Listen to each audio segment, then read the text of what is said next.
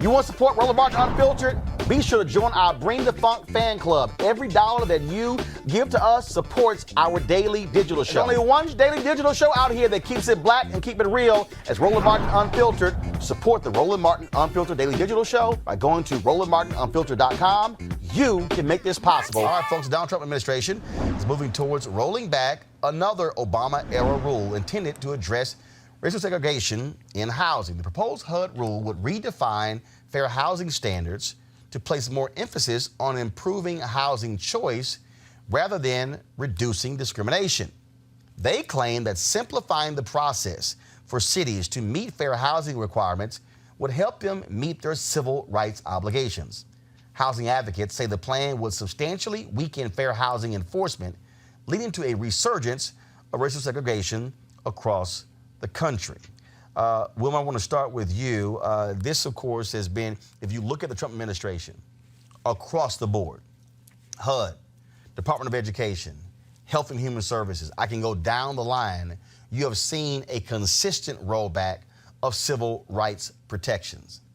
Donald Trump thanked black folks for not voting. He said, what the hell do you have to lose? This is a perfect example of what the hell you have to lose. Absolutely. And what they're real, first of all, when you look at Ben Carson being the Secretary of HUD, that goes back to the last conversation we had about relationships, because he is one of the most incompetent people that could have been put in a position such as this, but he got into this position because of his relationship with people in the Trump administration. All this really comes down to is they're changing the rules to weaken what? Enforcement. And at the end of the day, what are the things that African Americans have when you really peel back the onion on a lot of the arguments that we've been making for civil rights, we've been looking for the government to enforce the law fairly. And this is a prime example of the Trump administration peeling back enforcement, because there's no solution when a wrong has been committed, but you really don't have the basis in law to seek compliance and enforcement. And this is what they're unraveling, and their explanation is straight gibberish. Malik, this piece from Politico. Go to my iPad, please. It says the 2015 rule, which the Obama administration introduced as a way to beef up enforcement of the landmark Fair Housing Act of 1968, required local governments to track patterns of poverty and segregation with a checklist of 92 questions in order to gain access to federal funds. HUD now says, oh, that's too prescriptive in outcomes for jurisdictions. Basically what they're saying is that's too much work for them. They suspended it earlier. How in the world are we, here we are where African-American home ownership is at the lowest point it's been since 1968. HUD's rolling back efforts to deal with discrimination? So there are a couple of things here. I'm kind of on the fence on the pulling back the regulation itself, but because I've worked with it here in D.C. and Baltimore and other places, what people have to understand that this is, and you read that in the article, we're talking about a checklist that they have to have in order to receive federal funds, which is a separate thing from what cities are doing on their own, what they have in their own charters and their legislation to address issues like affordable housing, particularly around race. Now, in each of those cities, I think the number of cities, the cities with the largest percentage and number of African Americans, I think all of those, maybe with the exception of one, are run by Democrats. So I'm approaching this from a political point of view, because we have in D.C. one of the largest wealth gaps here in the country. And D.C. has been run by Democrats forever. So my point in bringing this up is that these issues, a lot of these issues are around zoning laws. So when you hear people challenging what's happening here, what's happening in New York, what's happening in California, they're really around zoning laws that are not directly tied to the federal funding that we're talking about here. Most of these issues with housing are not about zoning. Most of these issues with housing are really about development in areas, and also... And that's zoning. But that's also where money comes in, lending comes in. That's also in terms of where redlining is still there. Right. Again, this political piece, a 2010 General Accounting Office audit found that HUD's oversight of jurisdictions' fair housing plans was effectively toothless. Oh, wow. Right here. I mean, they basically, they said, what the hell are you doing? In fact, this is the GAO website, September 14th. First of all, it was published September 14th, 2010, and it still applies. They said HUD needs to enhance its requirements and oversight of jurisdictions' fair housing plan. What Carson and Trump want to do is weaken it. Well, see, but I guess what my question is so if that's from a 2010 study or report, we can assume that it was before Obama really got into office. You know, maybe he's been in office. And so what happened was this report. First of all, this was coming. This report done. It was published September 14, 2010, publicly released October 14, 2010, and so they really were looking at those years when George W. Bush was president. Obama comes in, puts the rules in place to actually strengthen this. Carson and Trump want to roll that back and go back to the way it used to be. Yeah, no, I get that part, but what I want to stress here is that what we're talking about is a supplement to what states, cities, locales should already be doing. But the point is, why weaken it? Why is a black HUD secretary? Why is Donald Trump? Why are they weakening housing laws? Why are they weakening the efforts to target discrimination? Right. Well, they gave their explanation on that. You know, whether or not we accept that, that's a different thing. But again, that whether or not, you know, people are discriminated against in housing is not something that's limited or isolated to the federal government, which is my point about cities having their own laws that are like D.C. has their own laws against. But the reality is you're getting billions from the federal government, and the federal government has that hammer to be able to say, do these things. Remember, I'm reading from a political story again. To comply with the 2015 rule, local jurisdictions were supposed to use, go to my iPad please, a new HUD computer assessment tool to map patterns that exacerbate segregation, including disparities in access to jobs and credit. The new proposal, the one being put forth by Carson and Trump, permanently withdraws that tool, and HUD suspended that tool in May of 2018. What the hell? Here's the thing. You're absolutely right. Federal funding is the hammer that the federal government uses in many instances, whether it's highway funds, whether it's housing funds, whether it's educational funding. That federal dollars are the hammer that the federal government uses to get states and localities to comply with federal regulation. When you remove the data tool that is designed to help cities analyze the housing patterns, you have now stripped away from the process the proof that you need to support the argument that unfair housing practices are being engaged in. So when you remove the data, you now really have no argument.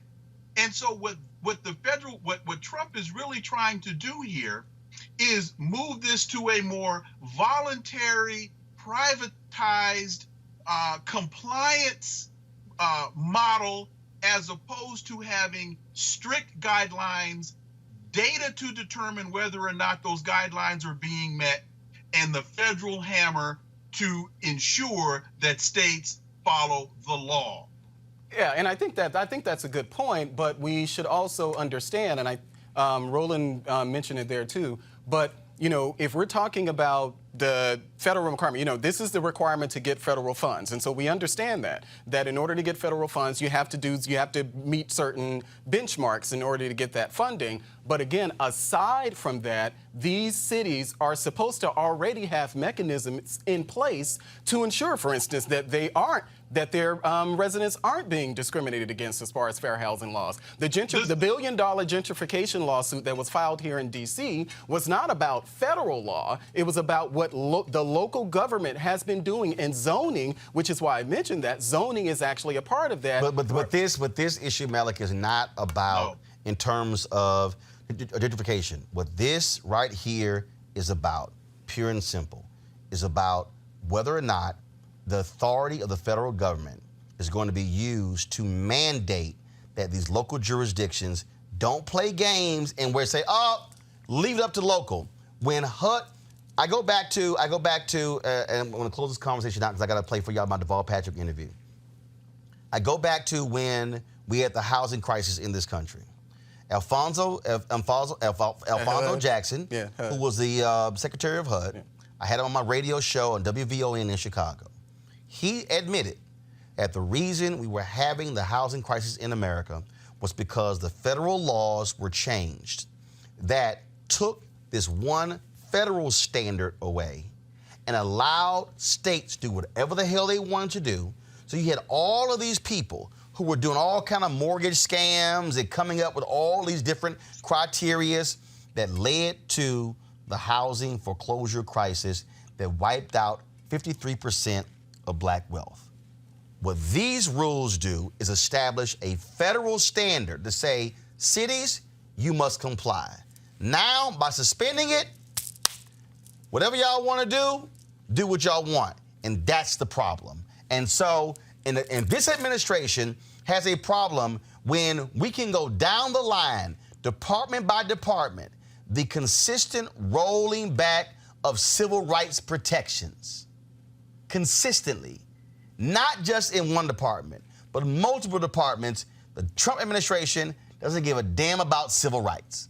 Well, I disagree with that. Well, first of all, you've had hold up. Oh, you disagree with it? Okay. So explain to me then. Okay, so explain to me the rollback of civil rights protections in HUD, the rollback of civil rights protections in HHS. So you're talking about one instance. I'm not done. The rollback of civil rights protections in you have the Department of Education.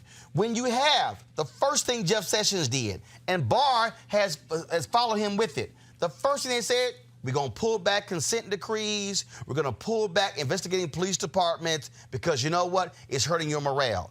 We can go department by department. We can pull it up. Well, the federal government has done reports, Inspector General's done reports showing that the Trump administration is consistently rolling back civil rights protections across the board. That tells me you don't give a damn about civil rights. Well, I disagree with that.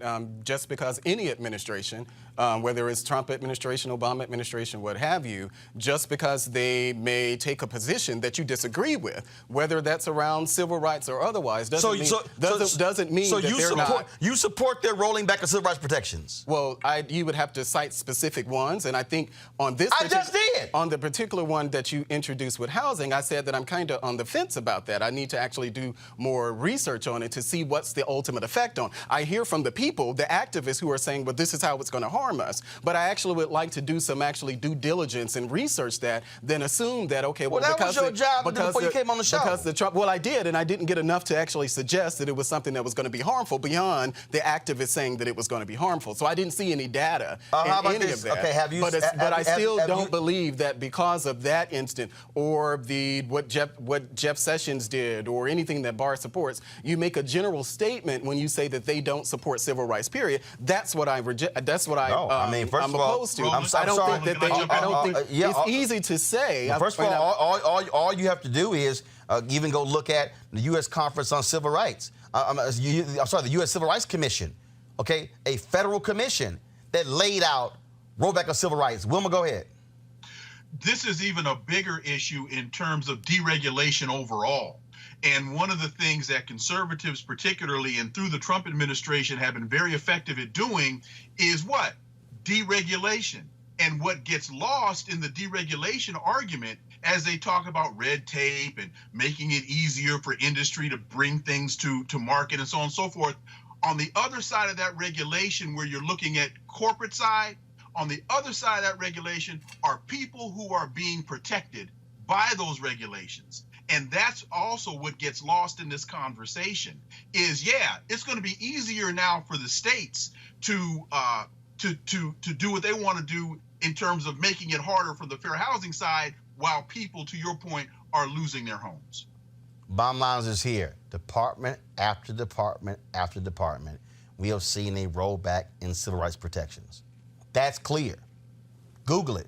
Well, yeah, but that's different than not being concerned about. That's a very well, broad, hell, if you're doing a consistent rollback of civil rights protections in multiple departments, Melik, that means you don't give a damn about the issue. Typically, Republicans are pro rolling back regulations across the board. So that hold up. But I thought Republicans are always touting how they voted for the Civil Rights Act and Voting Rights Act. So which is it? Do they care? Do Republicans support civil rights, or are they largely against them? Well, from everything that I know about the Republican Party, they are supportive of civil rights. The one today. I ain't talking about 1964. The one today. The one today. I've met with them. Really? So explain to me why one of the first things the Republicans did when Donald Trump became president was to go to the floor of the House, pass a bill, went to the Senate, signed into law that rolled back Obama-era protections that was targeting discrimination in the auto industry.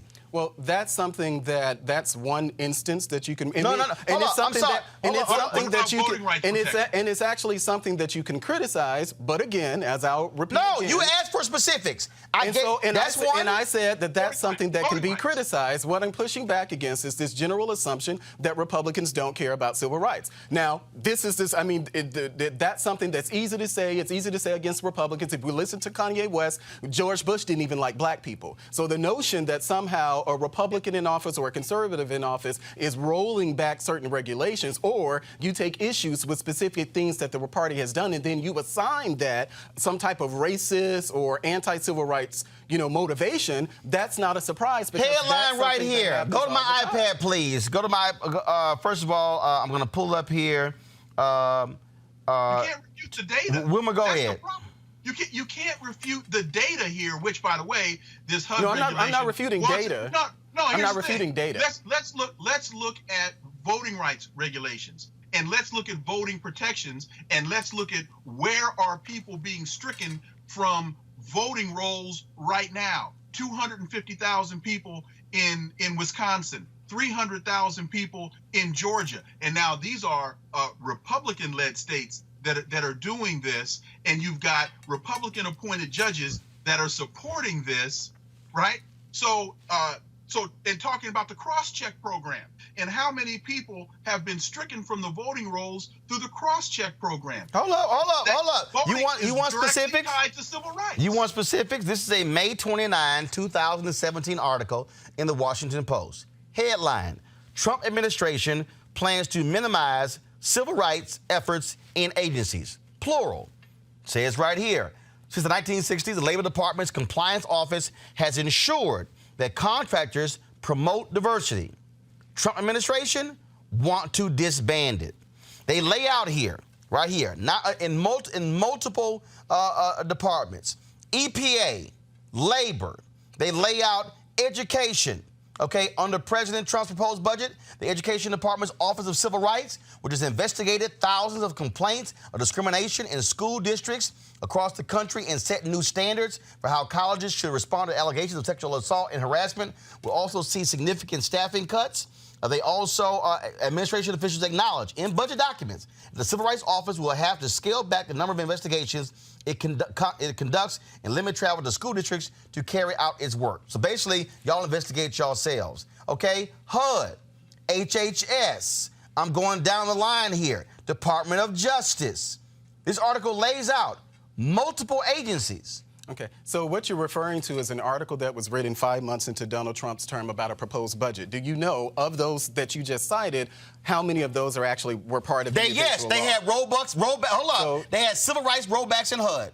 Civil rights rollbacks in... No. I mentioned you the multiple departments. Mm-hmm. Okay, in every single one of these federal agencies, you have had civil rights rollbacks. Well, so you said that cutting staffing, so that's what you're using as an example of not being... so there. Okay, this is Washington D.C. The best way in order to target something is to cut the money. Well, as someone who's worked in the federal government agency, and know how it works and know how bloated government actually is. Oh, now we bloated. Oh boy. boy. Well, Race, what fraud, and government is. Okay. Well, so now we're saying that government. Okay, so again, fine. So explain to me how.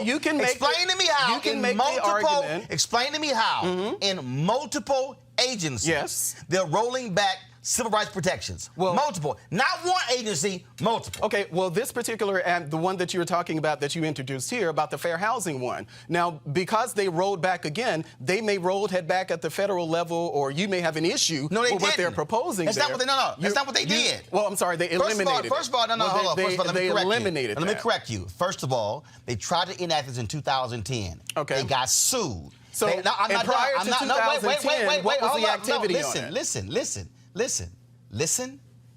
Mm-hmm. Carson came in, HUD secretary. He got sued. Okay? Got sued. They lost. Okay? They had a settlement. Who lost? Trump administration lost. Okay? Now, what they did was then they suspended the rule.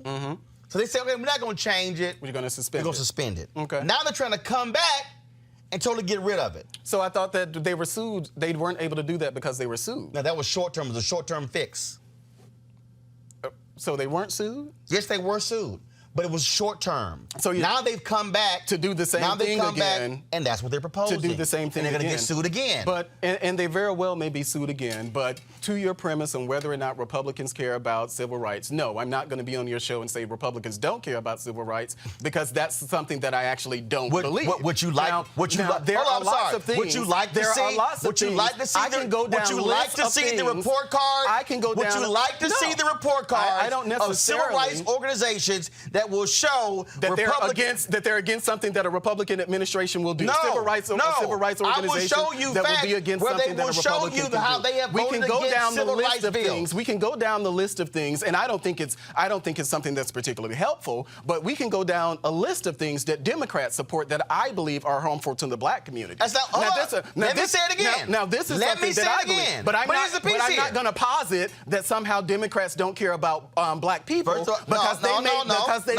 Here's what I said. What I said is this here. Republican Party and the Trump administration don't care. You said they don't give a damn about civil rights. Don't give a damn about civil rights. And I do not believe that. Well, guess what? That means that you don't believe facts. Well, that's your opinion. No, it's not my opinion. First of all, you are ground zero for the resistance. So the notion that you would think the Trump administration is somehow racist or whatever, you start with it, and I hit you with specifics, and then you say that's not enough specifics. Well, that's not what happened. And if it's like, I give you specifics, then you say, that's isolated. That's not what happened, Roland. That's isolated. That's not what happened. Well, my final comment, go ahead.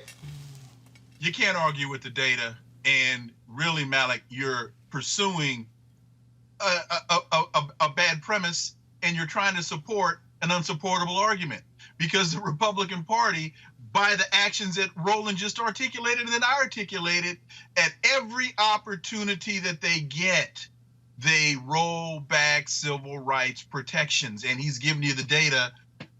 Nothing else you can say. Well, as I said, I disagree with Roland just as I disagree with you. Why? Because you support Trump, you're going to vote for Trump, and you don't want to own up to the rollback of civil rights protection. It's not that I don't want to roll up to it. I said that we can actually talk about those things, but I can also talk about the things that I think that have been beneficial to the black community that the administration has done. In civil rights? In civil rights? Well, there's more than but I'm asking. There's more than just talking about civil rights. But the conversation is civil rights. Well, sure, but there's more there.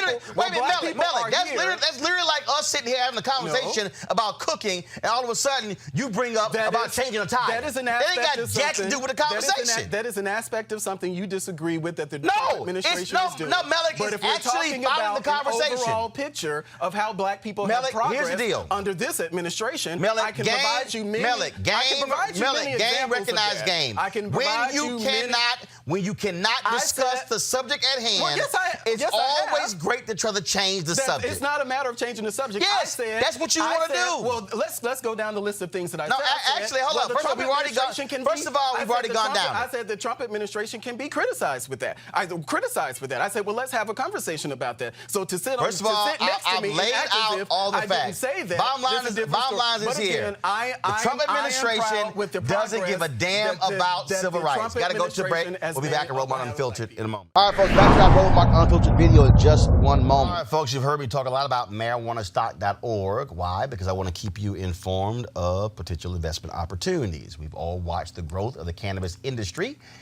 Of course, a recent report by New Frontier Data estimates the global cannabis market at more than $340 billion.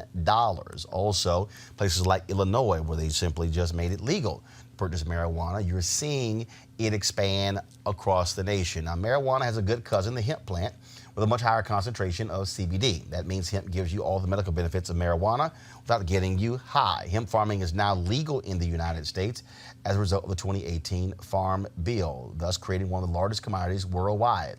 It's very simple. They're going to need land to grow all the plants, and this is where the folks at 420 Real Estate come in.